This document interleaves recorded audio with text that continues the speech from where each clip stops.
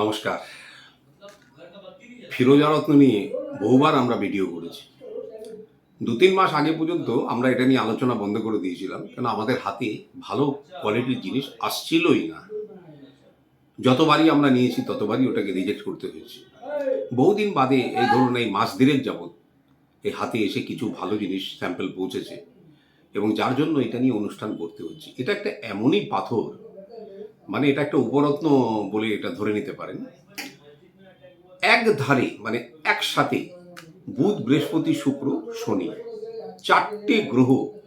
মানে আমাদের স্যাটার্নটা আমাদের ঠিক ধারণার মধ্যে ছিল না, কিন্তু কতগুলো রিসার্চ আর্টিকেল ঘেটে আমরা যা দেখতে পেলাম, এর মধ্যে কিন্তু স্যাটার্ন মানে ইম্প্যাক্ট আছে।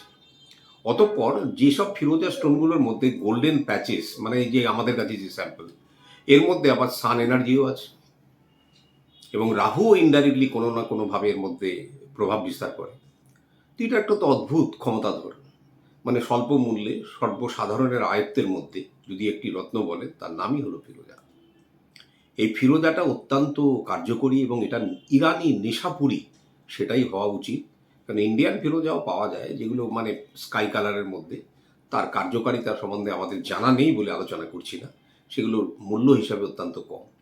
আমাদের কাছে যে কোয়ালিটির জিনিসগুলো আজকে আছে, কয়েকটা স্যাম্পল দিচ্ছি, এগুলো একটু দেখুন। তার মধ্যে প্রথমটা হচ্ছে মানে গ্রেড 2, মানে গ্রেড 2 এর মধ্যে ভালো কোয়ালিটি, সেটা একটু দেখাচ্ছি।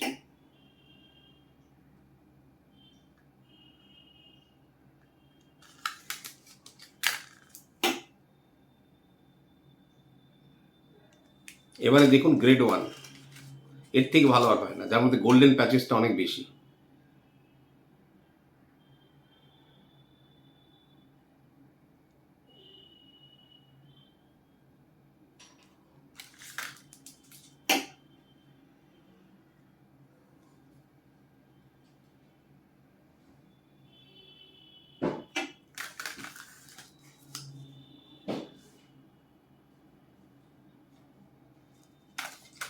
তো এই জিনিসগুলো যদিও আমরা দেখুন রত্নের ব্যবসায়ের সঙ্গে সরাসরি যুক্ত নয়, মানে যারা জোগাড় করতে পারেন না তারা তাদের আমরা একটু জোগাড় করে দিই, কিন্তু এখন এই ফিরোজার চাহিদা এত বৃদ্ধি পেয়ে গেছে যে আমাদের সাথে কিছু স্টক রাখতেই হচ্ছে, মানে ২-৪-৬ পিস রাখতেই হয়।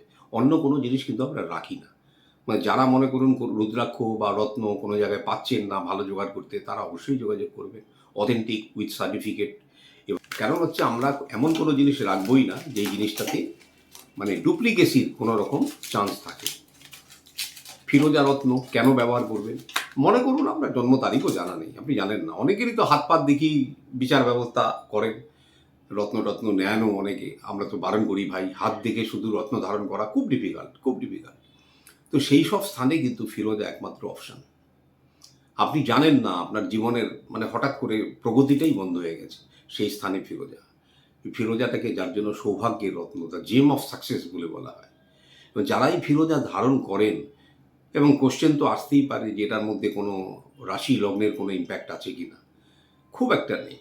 যদিও সিংহ লগ্ন, মেষ লগ্ন এদের জন্য কতটা কার্যকরী, ততটা কার্যকরী নাও হতে পারে, কিন্তু কোনো ক্ষতিকারক প্রভাব এর মধ্যে নেই।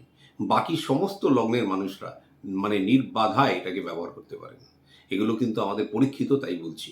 কিন্তু যে ফিরোজার মধ্যে গোল্ডেন স্পটেড থাকবে, তার সিংহ লগ্ন, মেষ লগ্ন তাদেরও ব্যবহার করতে কোনো আপত্তি নেই। কিন্তু ফিরোজার মধ্যে যদি গোল্ডেন স্পটটা না থাকে, তাহলে সিংহলগ্ন, মেষলগ্ন বা বৃশ্চিক লগ্ন জাতক জাতিকা এটা ব্যবহার করলে বিশেষ ফল পাবেন না। এগুলো পরীক্ষা নিরীক্ষার পরেই বলা হচ্ছে। অনেকের দেখবেন স্টিরিওটাইপ কথাবার্তা, কিন্তু আমাদের জিনিসগুলো কিন্তু যতক্ষণ আমরা নিজেরা না বুঝি ততক্ষণ সেগুলোকে সার্কুলেট করি না।